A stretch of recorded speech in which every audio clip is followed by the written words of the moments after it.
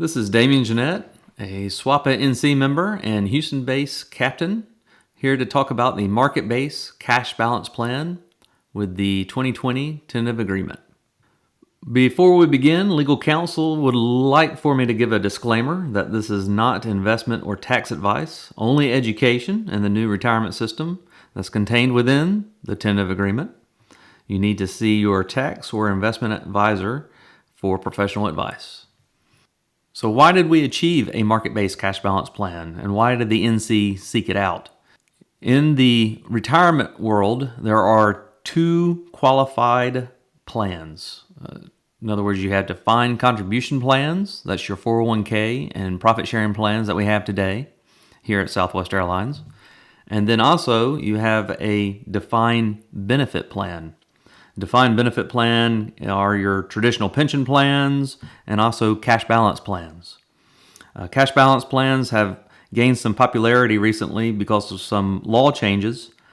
The original pension plans, we like to say your granddad's pension plans, a lot of times you saw those frozen or terminated at the other airlines.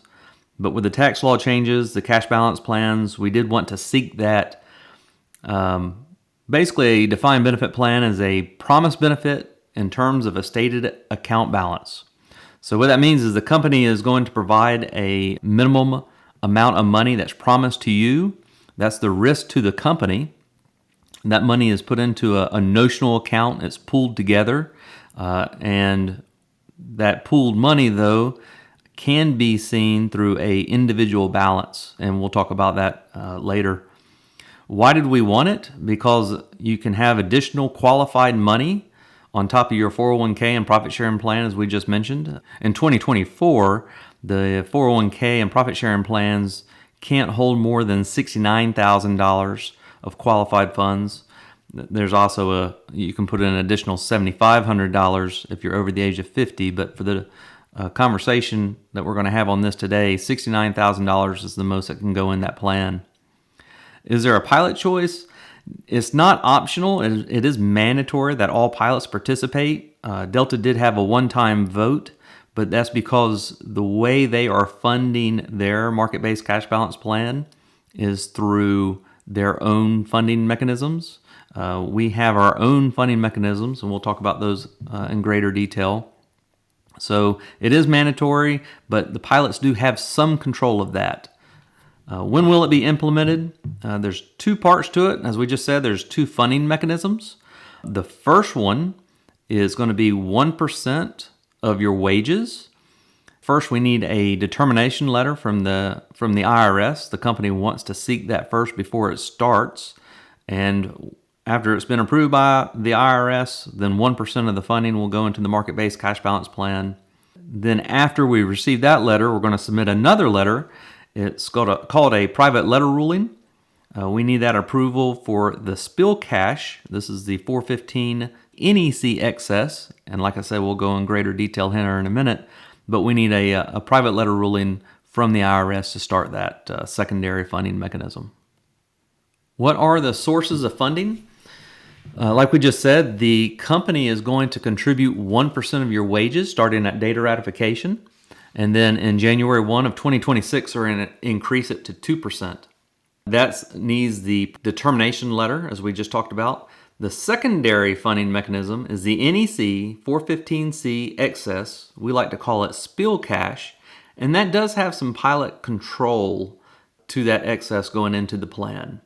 Like we said, we need a private letter ruling from the IRS before that one begins. And we expect that sometime in probably 2025. The returns, as we just said, the company contributions plus the spill cash, those two, company contribution and the spill cash above, are going to be the credits plus the earnings. And of course, earnings can be dividends, interest, capital appreciation. All of that is going to be based off a 40% equity and 60% bond allocation. The contribution credits are guaranteed, and so that means that the returns are protected from market losses but have a market gain benefit. There's a rule called a preservation of capital rule that this defined benefit plan must follow. The best way to summarize that is the participant, or we'll say the pilot payout, can never be less than the sum of the employer contributions. So that's at retirement. Whatever goes into the plan at a minimum has to be available when you retire to come out. So if you had $100,000 go in, at least $100,000 has to be able to come out at retirement. And so that's one of the provisions of the market-based cash balance plan. How do you get your money? At retirement, it would be a lump sum. Or if you're married, you can elect a qualified joint and survivor annuity. And then the other option, which I like the most, is a in-service distribution. So an in-service distribution after you pass the age of 59 and a half, annually you can transfer whatever balances are in the account to your SWAPA 401k account. The only caveat is that the account balances have to be positive on an in-service distribution. We were talking about that preservation of capital rule is applied for that lump sum at retirement. The in-service distribution, it just has to have a positive account balance, then you can transfer that over. Once again, you do it every year.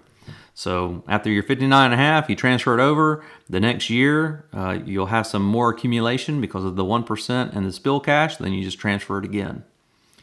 So how does all this work in the new retirement systems? In the new plan, starting at data ratification, we will increase the NEC to 17% from the current 15% today.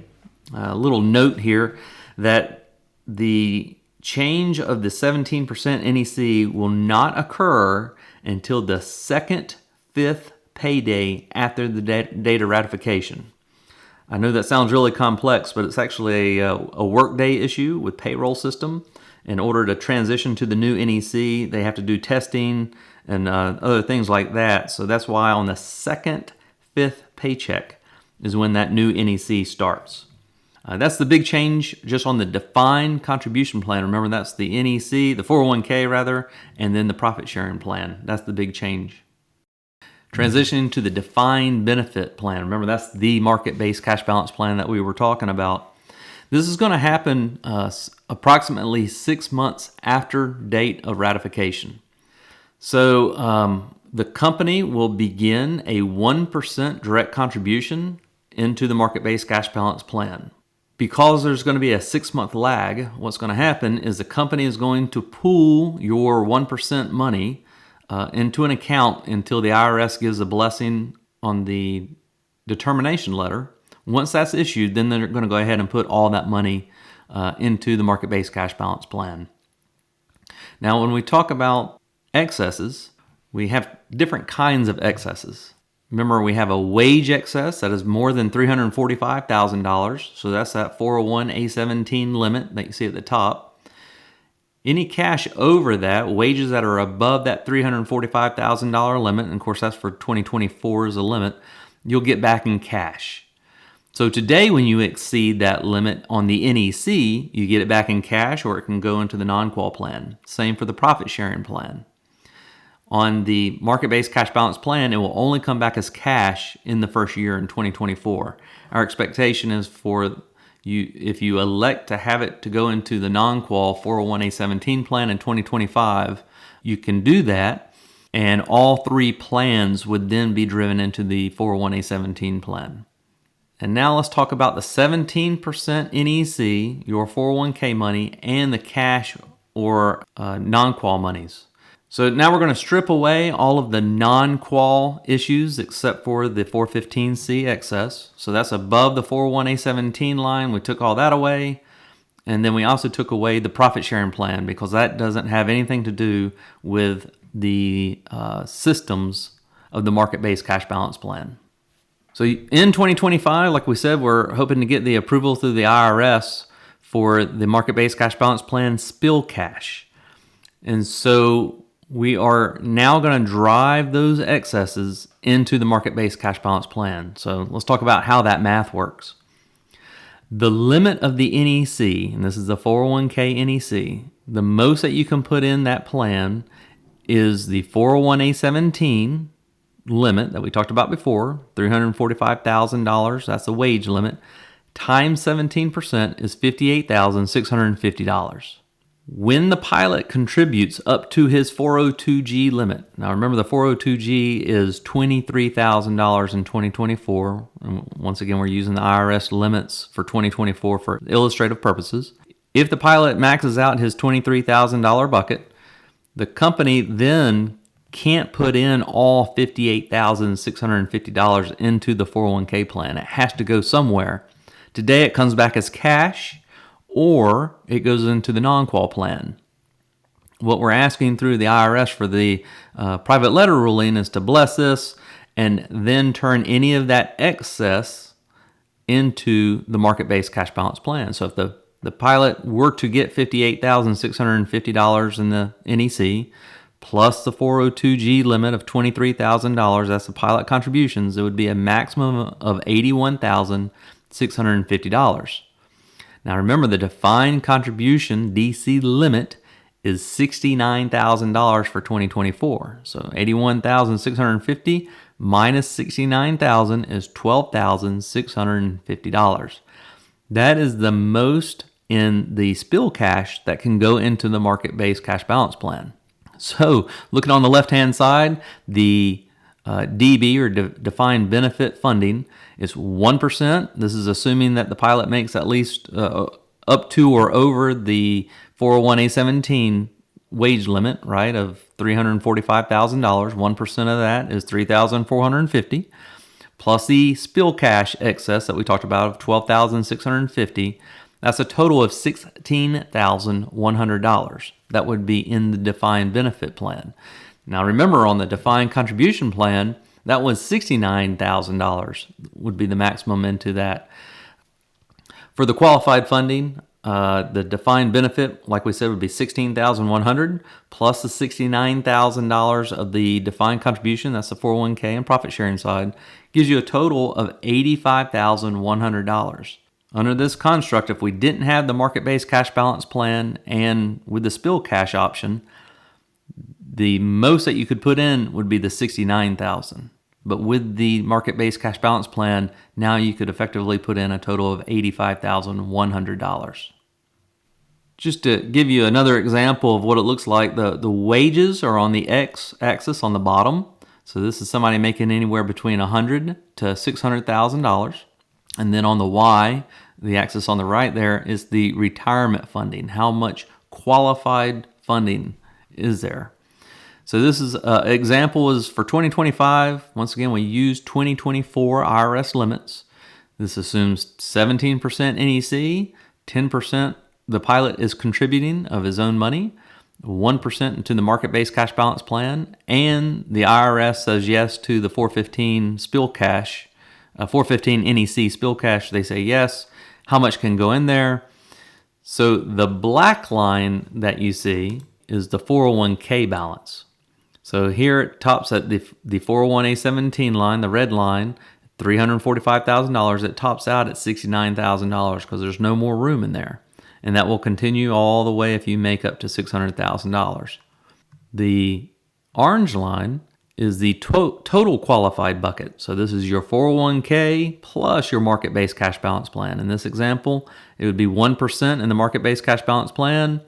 Once they hit about here, the 280 level is when you start seeing the extra spill cash going into the account, because now the 401k is too full and now you're getting that spill cash, plus you're getting the additional 1%, and it reaches $85,100 because we hit the 401A17 line, the $345,000 in wages, and then that plateaus at $85,100. So this is the difference here of the $16,100 additional monies. Just as a point of reference, if you make more than the $345,000 in wages, you can see this line here is the qualified monies, the $85,100, plus if the 401A17 excesses. So this would be either coming back as cash or it's going into the 401A17 plan in 2025. Because remember, you're getting you're getting excesses on the market-based cash balance plan and the NEC in the 401k. Additionally, you would also get it on the profit sharing if that paid out as well. but you can see here it would travel up, and at $600,000 just in market-based cash balance plan, NEC, it would be a total of $131,000 of either excesses or qualified and excesses, higher or the non-quals. Now we're turning to 2026.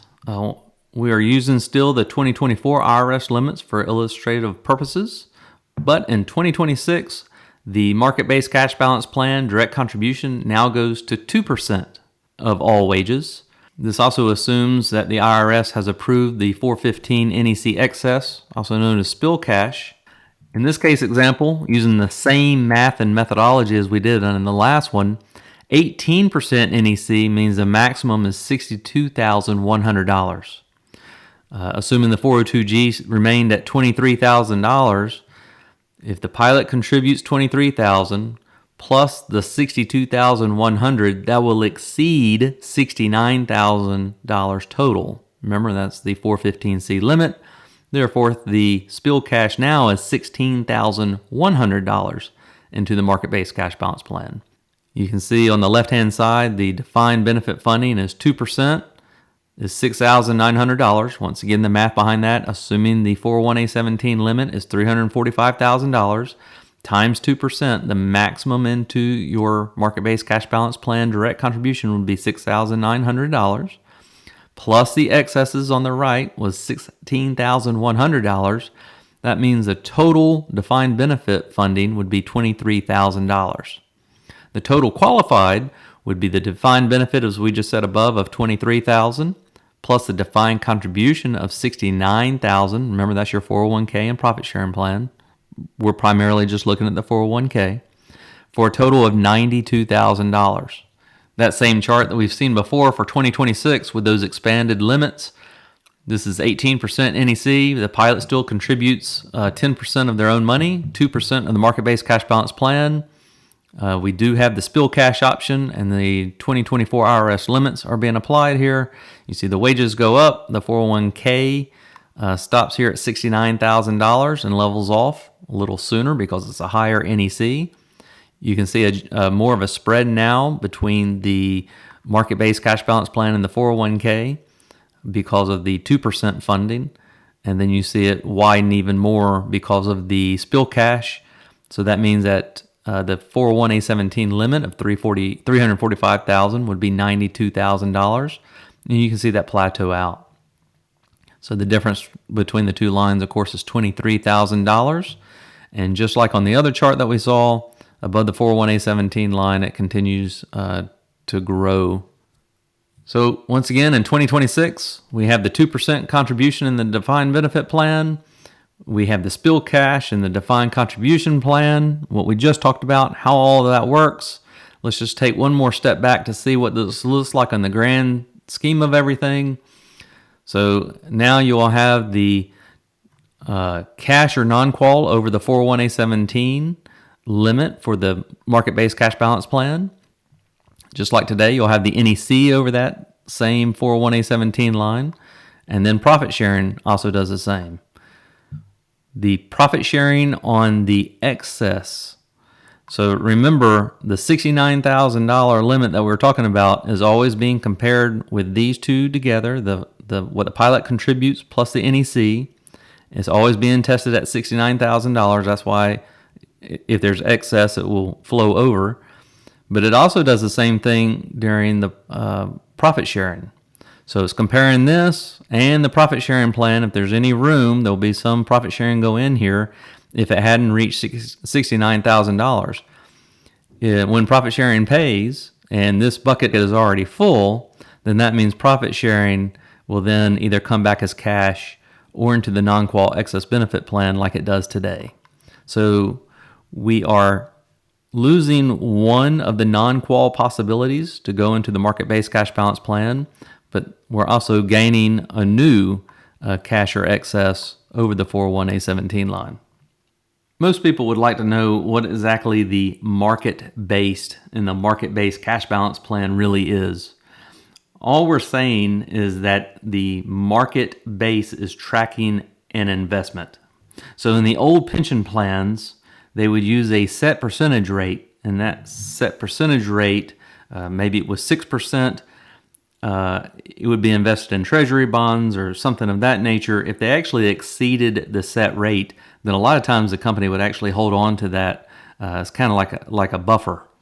With the changes in the cash balance plan landscape, we are defining the market base to be specifically a 40% equity and 60% bond allocation. So that is our market. That's what the notional account is going to be tracking. It's obviously a little bit lower than the normal, you hear the 60% equity, 40% bond ratio, because the company does have some risk in this, so that they would like to lower that risk profile a little bit. So that's why there's a 40-60 split on this. So at the time of this recording, the actual investments are not known because Southwest does have the discretion to pick. With that said, though, we wanted to look back and just kind of give a history of what a hypothetical account would look like. So we just chose a 40-60 asset allocation that we talked about before. The PRSIX is the T. Rowe Price Allocation Fund. And we're only showing this for illustrative purposes, of course. But in this chart, you can see we started off in 2001, and we just ran a hypothetical all the way through 2022. And you can see in 2002, 8, 2018, and 2022, there were some negative returns. Some were pretty bad negative returns on top of that, especially with 2008. So let's apply this to that hypothetical. Just for dollar cost averaging purposes, we also said that the funds were going to be entered $10,000 annually, and then that rate of return from the previous slide that you saw would be applied to it. So starting in 2001, we gave a hypothetical $10,000, added $10,000 each year into the account, and of course it would grow. And at the very end of retirement, we're showing $400,450. This is assuming a 2022 hypothetical situation. So with the $400,000 that we would have at retirement, the preservation of capital provision that we talked about in the very beginning, it talked about the minimum that we would have to have back would be the amount that was put in. So if we had $10,000 a year, that means that the company would be on the hook for at least $220,000. But you see here we made $400,450, and that's what we would actually take at our retirement. That's our full presentation on the market-based cash balance plan. Please visit the SWAPA TA Education website for more information, or you can email the NC at nc@swapa.org. Thank you for taking the time to listen.